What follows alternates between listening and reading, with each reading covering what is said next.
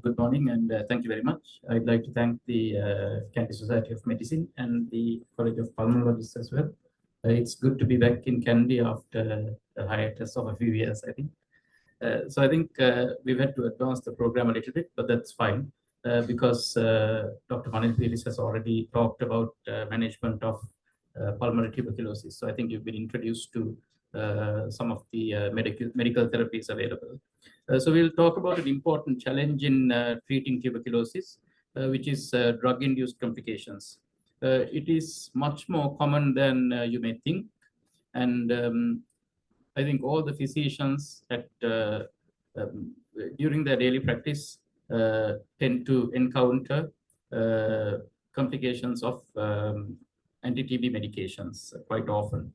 So it's an important topic. Some side effects can be minor and dealt with quite easily, but some can be life-threatening. So it's very important to have an idea about these, know how to identify them and how to manage, and when to refer to the respiratory physicians as well. So let's crack on.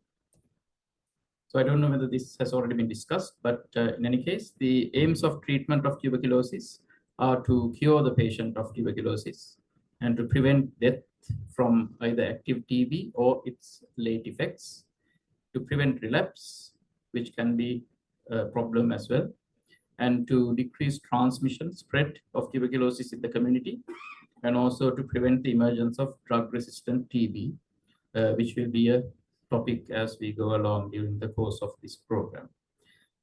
So short course chemotherapy, which is generally 6 months treatment for new patients, is the current recommended treatment for tuberculosis. Even though it's 6 months, it's called short course because earlier treatment went on for 18 months to 2 years sometimes even longer. Short course chemotherapy, when it's properly applied, it can fulfill the above aims in the majority of patients. So I'm sure this has been alluded to before. Tuberculosis, it's been possible to control with the advent of anti-tuberculous drugs. And currently, the essential first-line anti-TB drugs, which are most effective against tuberculosis, are isoniazid, rifampicin, pyrazinamide, and ethambutol. Earlier, we used to take streptomycin as well into this group, but it's not used very much at the moment. So these four are the essential first-line anti-TB drugs, and we'll concentrate on the adverse effects of these drugs in particular. So the treatment regime usually consists of 2 phases: intensive phase with a number of majority of drugs, followed by a continuation phase with less drugs. And essentially, this is the treatment regime for new cases as well as previously treated cases. So for new cases, it's 2 months of isoniazid, rifampicin, pyrazinamide, and ethambutol, followed by 4 months of isoniazid and rifampicin.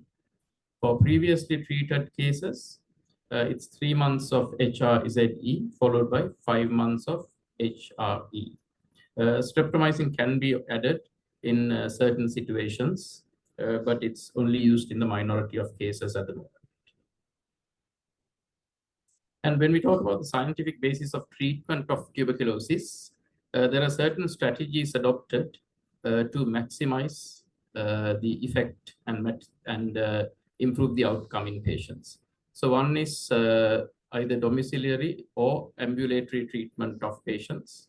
Then, as we discussed, short course chemotherapy. Directly observed treatment, or DOTS, is also an important concept in the treatment of tuberculosis and can improve drug compliance and cure rates as well. Use of multiple drugs is a very important aspect in the treatment of tuberculosis, mainly because, as we'll discuss, these various drugs are effective at various stages of the mycobacteria. And also, the problem of drug resistance is an important issue. This can be mitigated with the use of multiple drugs concurrently. And then, as we talked about, the intensive phase and the continuation phase of treatment. to prevent relapse, essentially. So when we talk about medications, why do we need so many? It's mainly because tuberculosis is a remarkable bacteria, and it can actually exist in 4 different subpopulations. So I hope this is clear.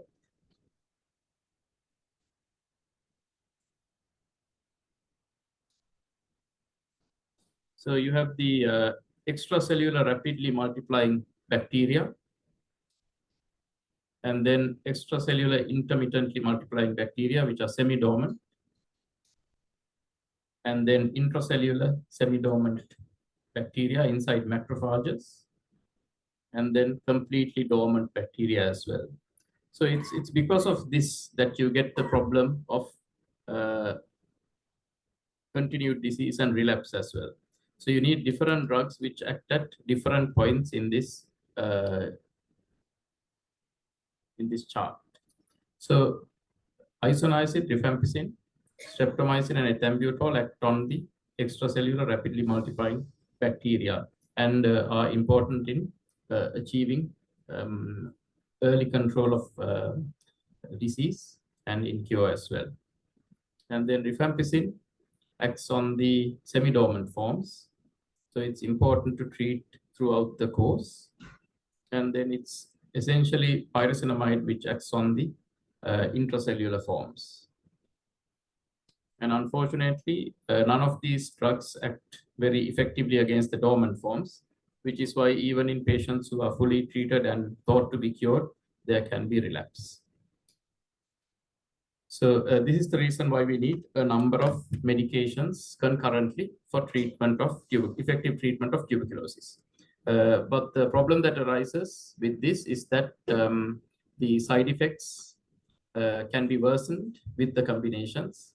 And unfortunately, all of these medications do have side effects, just as with all drugs.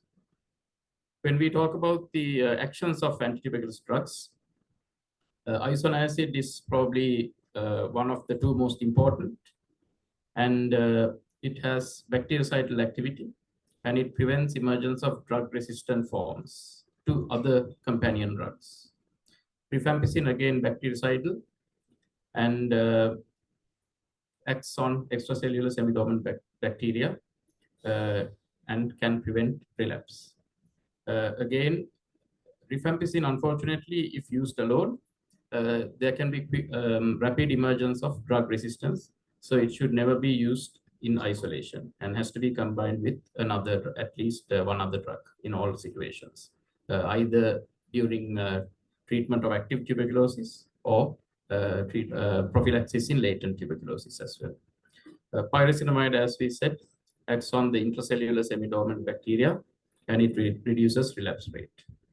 Ethambutol in combination is an effective bacteriostatic drug. And streptomycin, not used very often at the moment, but can be used in cases of relapse where there is high suspicion of drug resistance, and also can be useful in CNS TB as well, where it can penetrate the inflamed meninges better than ethambutol. So it can be used instead of ethambutol in those situations. When we talk about side effects of antituberculous drugs, there are 2 major types. One is the major side effects, which can be life-threatening. And in this sort of situation, if identified, we need to stop anti-TB drugs immediately and may need to manage the patient in a hospital setting. Whereas minor side effects can often be dealt with using symptomatic treatment. And if it's just minor side effects, while treating symptomatically, we can continue anti-TB medication. There are higher risk groups for developing side effects of anti-TB drugs as well. So these are patients who may be alcohol abusers, substance abusers, pregnant patients, patients in the extremes of age, and especially patients with comorbidities like renal and liver disease, and also HIV and AIDS, and also patients severely ill with tuberculosis, especially pulmonary tuberculosis. So we need to monitor these patients much more closely. So actually, I don't know whether this was talked about before, but ideally before starting anti-TB medication, we need to go into the history and have an idea about these comorbidities and situations, and also arrange the basic investigations such as liver enzymes, renal functions, and blood sugar, and so on, to have a basic idea about the pre-treatment situation. So we'll go on to the adverse effects of the first-line medications. So when we take isoniazid, the main effects are, I think as we all know, hepatitis, which can be quite significant, skin rash, and peripheral neuropathy. Rare effects, you can have convulsions and anemia. Rifampicin, the common and main side effects are gastrointestinal, hepatitis, skin reactions, and thrombocytopenia. But rifampicin can cause some idiosyncratic reactions as well, such as an adrenal crisis resulting in shock, or hemolytic anemia, and acute renal failure as a result of acute tubular necrosis. So both of these drugs, isoniazid and rifampicin, are very important in the treatment of tuberculosis, but they can have quite significant side effects. They're not very common, but probably more common than you would think. And it's important to realize that these can occur. Pyrazinamide, the main side effects are hepatitis and arthralgia, arthritis, and gout. But there can also be sideroblastic anemia and cutaneous reactions as well. And the most important side effects of ethambutol is retrobulbar neuritis, which can cause reduced color vision and can result in blindness if the drug is not withdrawn. It can also result in peripheral neuropathy as well. Streptomycin is teratogenic and cannot be used in pregnancy. It can cause congenital abnormalities in the fetus. All the other first-line anti-TB drugs can be used safely in pregnancy with appropriate monitoring. Streptomycin, in addition to renal toxicity, can cause skin reactions quite commonly, and also vestibular and auditory nerve damage, resulting in dizziness and hearing loss as well.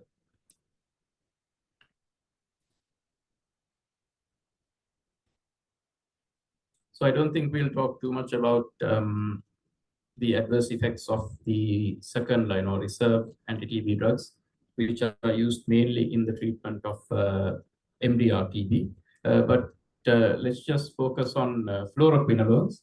So levofloxacin and moxifloxacin, we tend to use in tuberculosis in Sri Lanka as well, sometimes for treatment of drug-sensitive tuberculosis, especially when there are side effects to the main anti-TB drugs such as isoniazid and rifampicin. So we may need to give fluoroquinolones like levofloxacin and moxifloxacin for a prolonged duration. Here, some of the rare side effects are quite important, especially this rupture of the Achilles tendon. So that can have devastating consequences. And it's important to identify if there are problems such as this. I don't think we'll talk too much about the side effects of the other second-line anti-TB drugs at this point, due to interest of time. So what do we need to do if patients present with symptoms of adverse effects? So first thing, we need to make sure about whether we are giving the correct dose of the various drugs, especially in patients with renal disease and or liver disease. So ethambutol and pyrazinamide are excreted through the kidneys, and the doses need to be modified accordingly for patients with significant renal disease. And for patients with liver disease, We need to be mindful about isoniazid, rifampicin, and especially pyrazinamide. So we may need special regimes and reduction in drug doses in these patients. In other patients as well, it's important to make sure that we are not exceeding the recommended doses for the weight. And next, especially with hepatitis, it's important to consider other causes of hepatitis in these patients as well. So it's a patient on anti-TB drugs presenting with elevated liver enzymes and hepatitis. It's important to get in touch with a gastroenterologist as well, arrange other investigations, and look for alternate causes. Then the seriousness of the adverse effects need to be considered, whether it's just a minor side effect or major and life-threatening. And all of these adverse effects need to be documented, registered, and reported, because that's an important part, especially in drug quality management and management of ongoing management of tuberculosis. If the side effects are major, the drugs need to be stopped and reintroduced gradually after resolution of these symptoms and abnormalities. And in all cases, we need to be mindful of the development of drug resistance. So we should never give single drugs to TB patients. When we stop anti-TB drugs in the event of major side effects, for patients with severe TB, such as active pulmonary tuberculosis, meningitis, spinal TB, we can bridge with alternate agents. So generally, if it's hepatitis, we can give ethambutol with fluoroquinolone and streptomycin if available. But always remember, don't give single drugs. Always, they should be combined to prevent drug resistance. Let's talk about how we manage some of these side effects. So minor side effects, which can be common. If it's just itching, then with no rash, then we can actually continue anti-TB drugs under close observation and treat with antihistamines. Gastrointestinal side effects, once hepatitis is excluded, we can treat with antiemetics and treatment for gastritis with PPI or H2 receptor blockers. Joint pains can be treated with NSAIDs or paracetamol, and burning sensation or numbness can be treated with increased pyridoxine. And histamine reaction, which was described by a Sri Lankan professor initially, and is as a result of isoniazid combined with red fish like tuna. So generally, we advise patients on anti-TB medications to avoid red fish and prevent histamine reaction. So most importantly, major side effects, it's important to stop the drug responsible initially and refer for evaluation. Patients may need hospitalization. So itching of skin with rash, deafness, dizziness, nystagmus, hepatitis, visual impairment, or any of the idiosyncratic reactions with rifampicin, we need to immediately stop anti-TB drugs and manage the complications. So hepatotoxicity is very important. It's one of the most common major side effects, up to 10% frequency in some series. And it's a spectrum from just a transient rise in liver enzymes to acute liver failure, which can sometimes be fatal and can only be treated with liver transplant. Isoniazid is the most common culprit, but pyrazinamide is the most hepatotoxic. Rifampicin can cause a cholestatic picture just with elevation of bilirubin.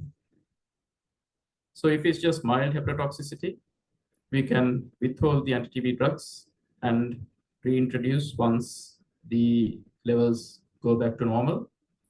If it's moderate, we need to stop the drugs and may need to reintroduce gradually.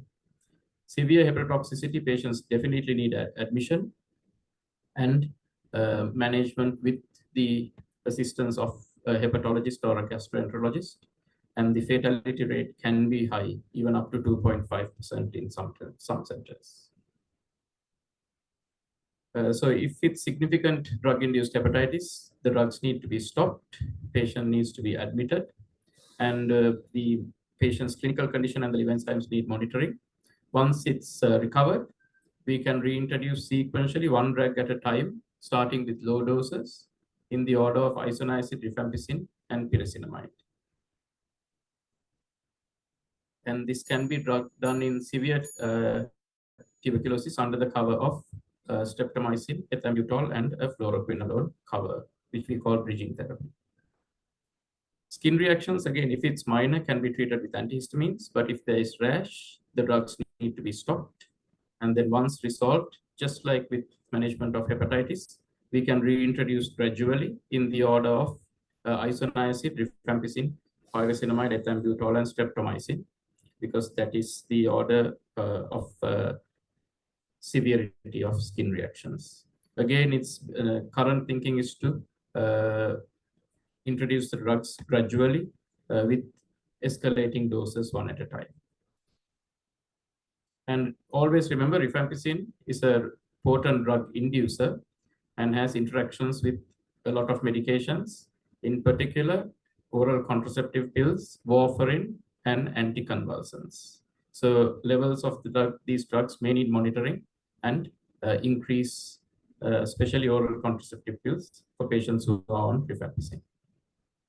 Now, so because of these side effects, several studies have been done to see whether it affects patients tolerating anti-TB drugs and discontinuing. Fortunately, in some of the series done in European countries and Eastern European countries, only 2% of patients have stopped treatment due to adverse effects.